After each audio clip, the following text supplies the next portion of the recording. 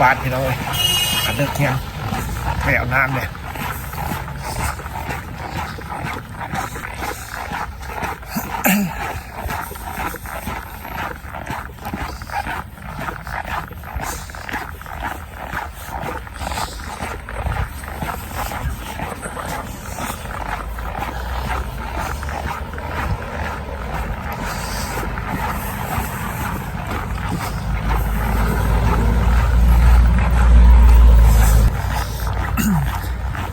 คำยามแรงแล้วจังได้เห็นกันเด้อ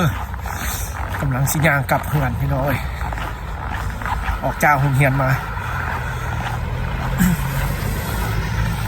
ชีวิตเมืองหนาวคือซีมอซีเมิดหนาวแล้วล่ะพี่น้อยอากาศก็เริ่มซีโบเย็นหลายแล้วได้นี่วันนี้ก็ลบแต่11 องศา11 องศาเมื่อปลายเดือน 1ไปแล้วก็ซีเอาไข่ละพี่น้องอากาศมาเดือน 2เดือน 2นี่ก็ยังสีหนาวนิดนึงพี่น้องอยู่รัสเซียนี่หนาวยังดีเลยแต่เริ่มเดือน 3เดือน 4ก็ซีคล้ายๆไปนิดนึงหิมะก็ซีโบหลายละแต่ก็ยังซีตกอยู่ดอกพี่น้องหิมะเอาสบายดีเด้อบทสุขคนพี่น้องไว้ที่ติดตามช่องชีวิตอยู่รัสเซียทางคุณได้สิเป็นจังได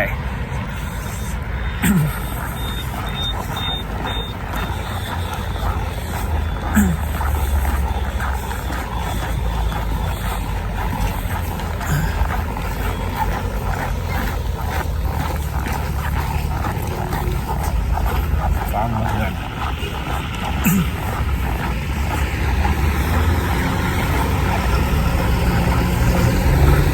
ออกจากโรงเรียนพี่น้องเลยแล้วก็สิมาบ้านเมื่อนั้น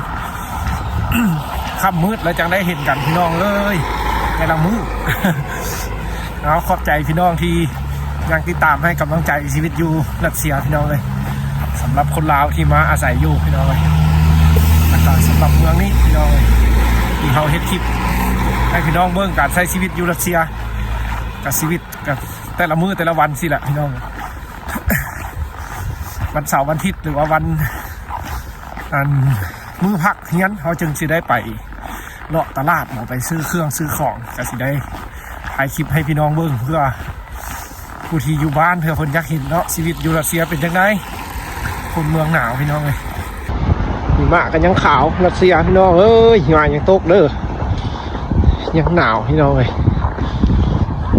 ชีวิตคนเมืองหนาวสมหนาวให้ได้พี่น้องเลยบ้านเฮินนะ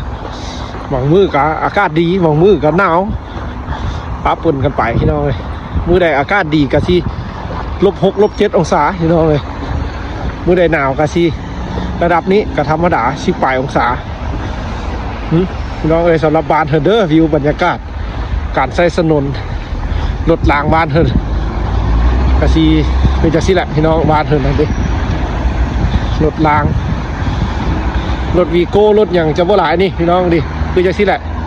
รถไฟฟ้านะกับบ่หลายนะส่วนหลายก็มีแต่รถจินน้ำมันพี่น้องเอ้ยบ้านเฮินนะรถที่ใช้หม้อไฟ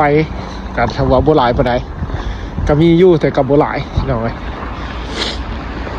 สำหรับพี่น้องที่มารับชมเฮาก็สิถ่ายให้เบิ่งพี่น้องเอ้ยว่าเป็นจังได๋อยู่รัสเซียคนเมืองหนาวบ้านเฮิน อากาศก็จังซี่แหละพี่น้องยังมีหิมะตกจังซี่แหละแต่ละมื้อมึงเล็กน้อยความเก่งพี่น้องมึงเปียของปี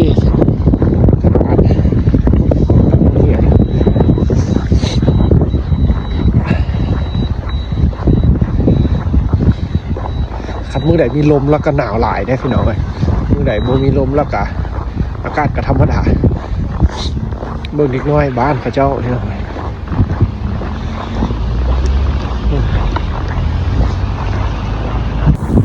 สำหรับเมืองนี้เด้อพี่น้องเอ้ยอยู่บนอื่นเนี่ยยังเป็นจังไหนในช่วงนี้อากาศพี่น้องเอ้ยฟ้าอากาศ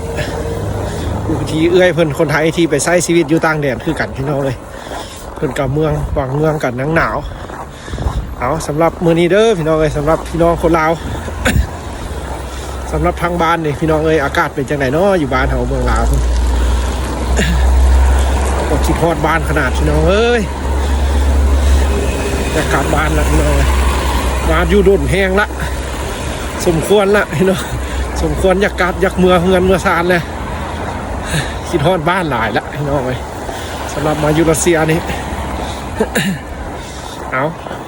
ถ้าน้องๆกำลังชิมากะเกี่ยมแจ้วปลาแดกมากินเด้ออยู่ที่บ้านเพิ่นบุจินมักเพชรได้พี่น้องเลยคนรัสเซียน่ะเห็นมักเพชรเขาเจ้าย่านขนาดมักเพชรน่ะเจ้าจะบุจินพี่น้องเลยคนรัสเซียกินรสชาติเพชรนี่จะบุจินได้กินกัดสิน้อยพี่น้องเลยสำหรับคนที่เคยไปท่องเที่ยวบ่ไปน่าจะไปเห็นอยู่บ้านเขาเมืองลาวหรือเมืองไทยเพิ่นกัดสิจินอยู่มักเพชรพี่น้องเลยแต่คนรัสเซียแท้โดยพื้นฐานแท้แล้วแม่นอาหารเมนูที่เพิ่งเขาเจ้าจินบ่เคยเห็นมักเพชรจักเทื่อพี่น้องเลยเขามาจินอยู่ในโรงเรียนก็คืออาหารในโรงเรียนแห้งบ่มีมักเพชรจักเทื่อบ่เคยเห็นพี่น้องเลยมีก็มักเพชรอันใหญ่ๆหั่นครับเนาะสำหรับคนรัสเซียคนกินพี่น้องเลยจะเป็นมักเพชรดอกฮะเป็นมักเพชรดิบสดๆคือบ้านเฮาเอ็ดเจียวเอ็ดหยังบ่มีได้สำหรับการกินของคนทางยุโรปว่าซั่นซะพี่น้องเลยเอาพี่น้องเลยนี่เขาก็สิเข้าไปฮานพี่น้องเบิ่งหิมะบ้านเพิ่นเดี๋ยวฮานอยู่รัสเซียเป็นอันนี้ได้พี่น้องฮานที่แบบเพิ่นขายเป็นเครื่องดื่มถ้าพี่น้องที่เคยมาอยู่รัสเซียก็สิคิดฮอดแหละจะอยู่ใต้ดินได้พี่น้องนี่เคยเห็นบ่นี่จะเป็นฮานเหล้าฮานเบียร์นี่แหละพี่น้องนี่ลักกี้เครื่องบำรุงบ้านเพิ่นก็มีหลายแนวได้พี่น้องหลายรสชาตินี่ซะเต็มคักอยู่พี่น้องกลับบ้านเลยทานเป็นน้ำบำรุงแบบคือสติงอยู่บ้านเราเนี่ยน้ำสติงจะเป็นเหล้าเป็นเบียร์ก็มีคือกันพี่น้องเหล้าเบียร์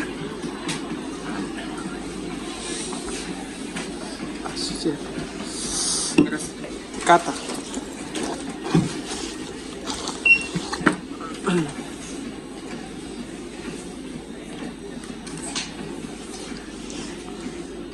บัตรของสวามัก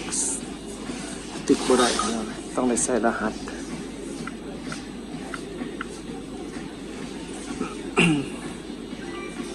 ปาซิวาวะเกี่ยวเมื่อยพี่น้อยเอาสำหรับพ่อแม่คนที่เคยเรียนรัสเซียพี่น้อยน่าจะคิดฮอดคิดถึงบรรยากาศเบียร์รัสเซีย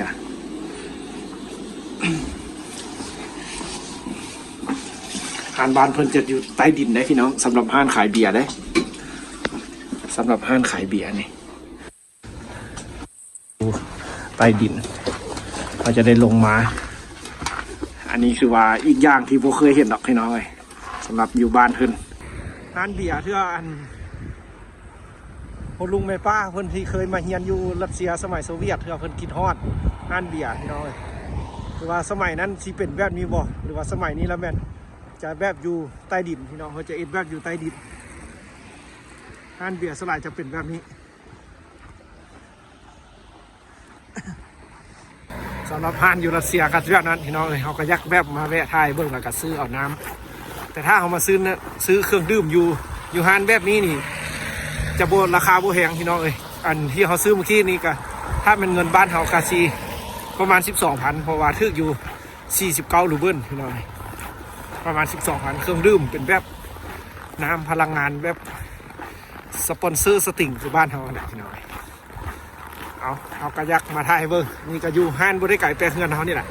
คือว่ามันอยู่หม้อแต่เขาบริมาถ่ายเบิ้งอีกอย่างที่อยู่รัสเซียมันต่างกับบ้านเขาคือว่าเวลาแนวนี้เราจะมาซื้อเอาฮอดถึงนั้นพี่น้องเลยเดี๋ยวมื้อหน้าเจอกันใหม่คลิปหน้าเด้อสำหรับชีวิตอยู่รัสเซียพี่น้องเลย